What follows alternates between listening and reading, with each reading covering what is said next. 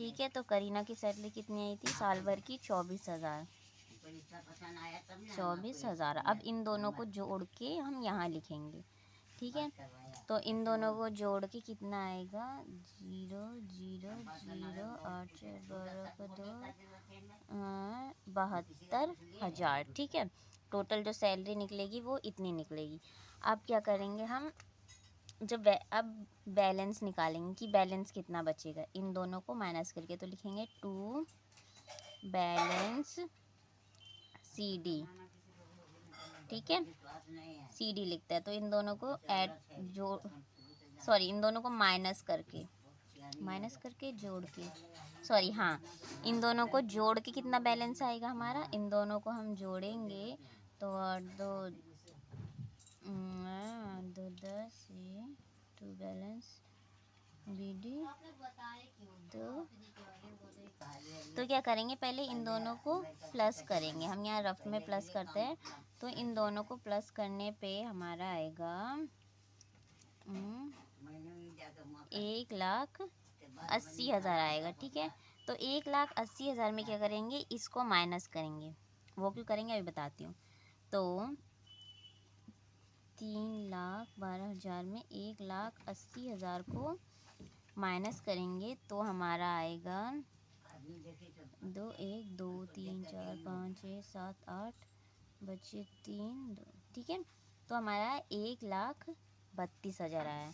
तो वो हम यहाँ लिखेंगे, जो बैलेंस है 1,32,000। और ऐसा हमने क्यों किया, क्योंकि जो है हमें क्या बोला था कि लाभ हानि नियोजन खाता, मतलब profit and loss appropriation account, जो भी प्रॉफिट एंड लॉस है वो पार्टनर्स में अब हमें बांटना है। तो उसके लिए क्या करेंगे, जो बाकी का ये जो खर्चा है, कैपिटल हटा के, सैलरी हटा के, ठीक है, इन दोनों को जोड़ के इससे घटाया, मतलब टोटल हमारा लाभ इतना था, उसमें से हमने ये हटा दिया, इसको हटा के फिर कितना बचा? इतना बचा, ठीक है। इसमें से इन दोनों को घटा के इतना बचा 1,32,000। अब ये जो है ये तीनों पार्टनर्स में बांटेंगे। वो कैसे बांटेंगे वो बताती हूँ, ठीक है। अब इतना हमारा आ गया। अब ये तीनों में कैसे बटेगा, तो हम इसको हमें बांटने का एक वो दिया हुआ था, ठीक है, अनुपात, कि 3:2:1 में। तो इसको हम कैसे सॉल्व करते हैं, अगर हमें 3:2:1 में, तो अमीषा का 3 है, सुष्मिता का 2 है और करीना का 1 है। अब ये कैसे बटता है, तो जो हमारा टोटल लाभ कितना आया, इतना आया, इसमें से 1,32,000 में से कैसे करते हैं, पहले इन तीनों को प्लस कर देंगे, ठीक है। अगर हमें इतने अनुपात में बांटना है तो 3 2 5 1 6, तो क्या करेंगे, 6 आ गया ना। अब इस 6 को हर इसके नीचे डिवाइड कर देंगे, जिस अब हम अमीषा का निकाल रहे हैं, ठीक है। तो 3/6, ठीक है। तो अब इसको हम सॉल्व करेंगे तो हमारा आएगा 3 दूनी 6 66,000, ठीक है। अमीषा का 66,000 आ गया। और अब हमारा क्या है, सुष्मिता का भी हम निकालेंगे सेम उसी तरीके से। टोटल इतना लाभ था, इसमें से 2/6, तो इसको हम काटेंगे तो हमारा आएगा 46,000, ठीक है। अगर मैं एक एक सॉल्व करने लगूँगी तो वीडियो बहुत बड़ी हो जाएगी, इसलिए। और करीना का कितना है, 1,32,000 में इसको क्या करेंगे, 1/6। अब इसको सॉल्व करेंगे तो हमारा आएगा यूट्यूब में सब कोई नहीं देगा, ये बेवकूफ़ है। 20,000, ठीक है, 20,000 आएगा। अब इसको इतना मिलेगा, इसको इतना मिलेगा, इसको इतना मिलेगा, यूट्यूब में डालने के लिए ठीक है। वो कर रही है। तो हम इसमें कैसे लिखेंगे, इसमें सॉल्व करेंगे तो हम लिखेंगे टू अमीषा कैपिटल अकाउंट, ठीक है। अमीषा का जो कैपिटल अकाउंट है वो हमारा आएगा 66,000, है ना, सॉल्व करके आया। फिर वैसे ही टू सुष्मिता कैपिटल अकाउंट कितना आया था हमारा, 46,000।